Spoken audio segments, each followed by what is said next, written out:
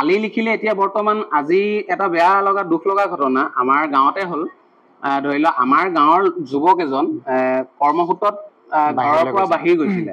বাহিৰ যাওঁতে তেওঁ খুব মাৰধৰ খাই আহিলে আৰু ইয়াত আমাৰ গাঁৱত আলোচনা হ'ল যে কি কাৰণে মাৰধৰ খাই আহিলে। তেওঁ উপাধি আছিল আলি। আচলতে মই এটা কথা ক'ব বিচাৰিছোঁ, আলি মানে মিয়া নহয়।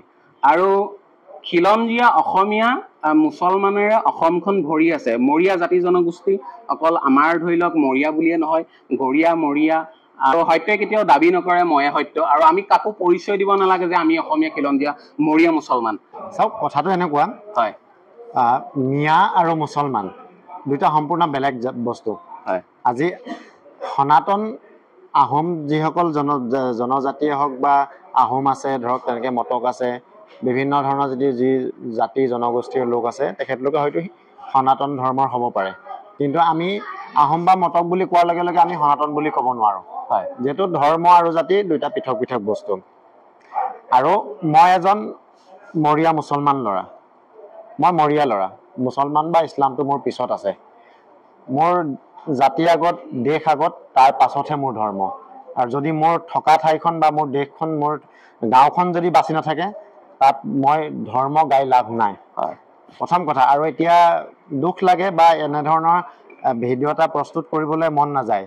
বিশেষকৈ যদিও বা আমি বিভিন্ন সময়ত ভিডিঅ' বনাই থাকোঁ বা অভিনয়ৰ ক্ষেত্ৰৰ লগতো জড়িত, বিভিন্ন ধৰণে আমি অভিনয় কৰি থাকোঁ, কিন্তু এই কথাবোৰ ক'বলৈ ভাল নালাগে। এতিয়া এনেকুৱা হৈছে, আপুনি কোৱাৰ দৰে যে আলী হুছেইন বা ৰহমান বুলি কোৱাৰ লগে লগে কিছু, চব নহয়, কিছু একাংশ লোকে ধৰি লয় যে এখেতলোক মিয়া বা বাহিৰাগত। যিসকল মিয়া লোক আছে, তেখেতলোকৰ আমি খিলঞ্জীয়াসকলে সদায় বিৰোধিতা কৰি আহিছোঁ, আজিও বিৰোধিতা কৰিছোঁ আৰু অনাগত দিনতো আমি তাক বিৰোধিতা কৰিম।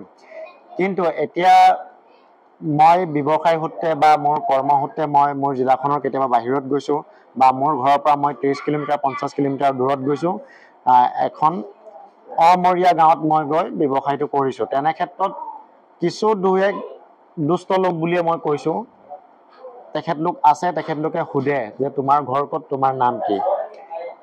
মই মৰীয়া ল'ৰা বুলি জনাৰ পিছতো যেতিয়া মোৰ ওপৰত মিয়া বুলি শোষণ চলে বা উপদ্ৰৱ চলে, সেইখিনিত আমি আঘাত পাওঁ। যিহেতু আমি এতিয়া নহয়, প্ৰায় আহোম অহাৰ পাছতেই আমাৰ অসমত তেতিয়াৰ পৰা আমাৰ এটা ইতিহাসো আছে, আবিৰ্ভাৱ আছে, আৰু আমাৰ তেতিয়াৰ পৰা এটা বিশেষ এটা সুকীয়া ইতিহাসো আছে। আৰু মই জানিব পৰা মতে 1800 খ্ৰীষ্টাব্দতে আমাক MOBC, যিটো আমি OBC বুলিও কওঁ, MOBC বুলিও কওঁ, আমাক সেই যিটো আমি চাৰ্টিফাইড, সেইখিনি আমি তেতিয়াই পাইছিলোঁ। আপোনাৰ উদ্ধৃতিৰে কওঁ যে আমি কাৰোবাক সত্য বুলি বা মই খিলঞ্জীয়া বুলি পৰিচয় দিব লাগে বুলি ময়ো নাভাবোঁ। আৰু আমি আজিলৈকে কোনো কাকো তেনে এটা পৰিস্থিতি অহা নাই। মই আজি যি এক অনুৰূপ ঘটনা ধিংকাণ্ডৰ পিছতে যি ঘটিছে, আমি ধিংকাণ্ডক তীব্ৰভাৱে আমি গৰিহণা দিছোঁ। আৰু সমগ্ৰ ইছলাম সমাজে অলৰেডি তেখেতলোকক সেই ঘটনাটোৰ পিছতে জানাজা পৰ্যন্ত ধৰি লওক বন্ধ কৰি দিয়া হৈছে, বাইকত কৰাৰ নিচিনা এটা পৰিস্থিতি এঘৰীয়া কৰিছে। আৰু তাক লৈ আমি সম্পূৰ্ণ আমি বিৰোধিতাই কৰিছোঁ। আচলতে মানে কি কথাটো, অপৰাধী কোনো জাতি নাথাকে, জাতি ধৰ্ম নাথাকে, অপৰাধী কোনো জাতি ধৰ্ম নাথাকে। আৰু মই কেতিয়াবা ধৰি লওক বহু নিউজ পাইছোঁ বা কিছু কিছু ক্ষেত্ৰত মোৰ কেতিয়াবা ভাৱ হয় অসমখন দুভাগ হৈ যাব নেকি।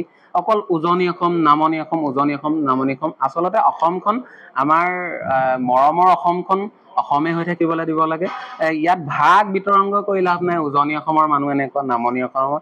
আমাৰ অসমখন হ'ল শংকৰ আজানৰ দেশ, আৰু শংকৰ আজানৰ দেশত আমি সকলো হিন্দু, মুছলিম, খ্ৰীষ্টান সকলো আমি ভাই ভাই, আৰু সকলো আমি মিলি জুলি থাকিব লাগে। আৰু ধৰি লওক মই আপোনাৰ ঘৰলৈ কিবা এটা ব্যৱসায়তে গ'লোঁ, মই ধৰি ললোঁ কাপোৰৰ বেগ এটা লৈ গ'লোঁ আপোনাৰ ঘৰলৈ, মই আপোনাক গৈ ক'লোঁ যে মই এনেধৰণৰ কিবা এটা বস্তু আনিছোঁ, আপোনাক দেখাব বিচাৰিছোঁ। আপুনি মোক পৰিচয়টো সুধিলে, মই যিহেতু তেতিয়া ক'লোঁ যে মোৰ নাম আমুক আলী বা হুছেইন বা ৰহমান। আপুনি হঠাতেই তেতিয়া মোক ঘৰ ক'ত বা তুমি খিলঞ্জীয়া, যদি আপোনাৰ কিবা অসুবিধা থাকে হয়তো সুধিব পাৰে, আজিৰ পৰিস্থিতিক লৈ সুধিব পাৰে, আপত্তি নাই।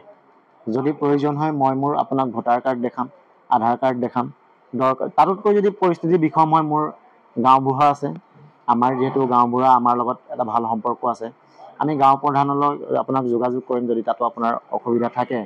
কিন্তু হুছেইন আলী ৰহমান এই উপাধিটো শুনাৰ পাছতে যদি আপোনালোকে মিয়া বুলি আমাক আক্ৰমণ কৰে বা আপোনালোক আমাৰ নিজৰে ভাই, আমি আপোনালোকৰ ভাই, তাৰ পাছতো যদি আপোনালোকে আমাক আক্ৰমণ কৰে, আমি বৰ অন্তৰত দুখ পাওঁ, আঘাত পাওঁ। আমাৰ এনেকুৱা এটা অনুভৱ হয় তেতিয়া আমি অসমীয়া হৈও যে আজি অসমতে মানে ভগনীয়াৰ দৰে থাকিব লগা হৈছে। যদি আজি সেই ল'ৰাজন আমাৰ গাঁৱৰে সেই ল'ৰাজনৰ আজিৰ যিটো পৰিস্থিতি হয়তো আজি ছ'চিয়েল মিডিয়াত বা সংবাদ মাধ্যমত যোৱা নাই, যদি ল'ৰাজনৰ সেই অৱস্থাত তেখেত যিটো পৰিস্থিতিৰ পৰা আজি মোকাবিলা হৈ ঘৰলৈ উভতি আহিছে, তেনে অৱস্থাত যদি তেখেতে নকৰক বা তেনে অৱস্থা এটা পৰিস্থিতি নহওক, যদি তেখেতে বেয়া কিবা এটা সিদ্ধান্ত লৈ ল'লেহেঁতেন, তেতিয়া তাৰ ৰিস্ক কোনে ল'লেহেঁতেন, তাৰ দায়িত্ব কোনোবাই বুজি ল'লেহেঁতেন নেকি? চাওক, এতিয়া বিভিন্ন ধৰণৰ জাতি জনগোষ্ঠীৰ দল সংগঠন আছে, তেখেতলোকে চৰকাৰৰ ওচৰত আবেদন নিবেদন কৰি আছে আৰু তেখেতলোকে বিভিন্ন আমি দেখিছোঁ এতিয়া ভিডিঅ'সমূহ পাই আছোঁ যে তেখেতলোকে ব্যক্তিগত গৈ কাৰোবাৰ ওচৰত গৈ তেখেতলোকে কৈছে যে বাহিৰাগত যিখিনি মানুহ আছে ইয়াৰ পৰা পঠিয়াই দিব লাগে, বিশেষকৈ মিয়া যিসকল লোক আছে, মই একমত, ইয়াৰ পৰা পঠিয়াই দিয়ক, আমাৰ আপত্তি নাই। কিন্তু আমি যি খিলঞ্জীয়া মুছলমান ইয়াতে আছোঁ অতীজৰ পৰা আৰু আমি ভৱিষ্যতলৈ থাকিব লাগিব, সেই মানুহখিনি আমি কিদৰে সুৰক্ষিত হৈ থাকিম তাৰ এক পথ মুকলি হ'ব লাগে। মই চাওঁ কিবা মাজতে পিছল ভূত আহে, সোপা ধৰা বা ধৰি লওক এতিয়া যেনেকে আপোনাৰ ধৰি লওক মিয়া খেদাব লাগে, উজনি অসমৰ পৰা বা নামনিৰ পৰা অসমৰ পৰা খেদাব লাগে, ধৰি লওক উপাধি এতিয়া খিলঞ্জীয়া অসমীয়া, ধৰি লওক গৰীয়া মুছলমানেই হওক মৰীয়া মুছলমানে।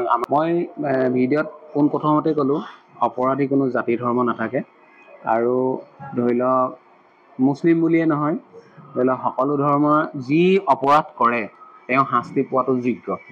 আমি দুয়োজনে এটা বিশেষ টপিকৰ ওপৰত আলোচনা কৰিলোঁ, সকলোৱে কথাখিনি গম পালে।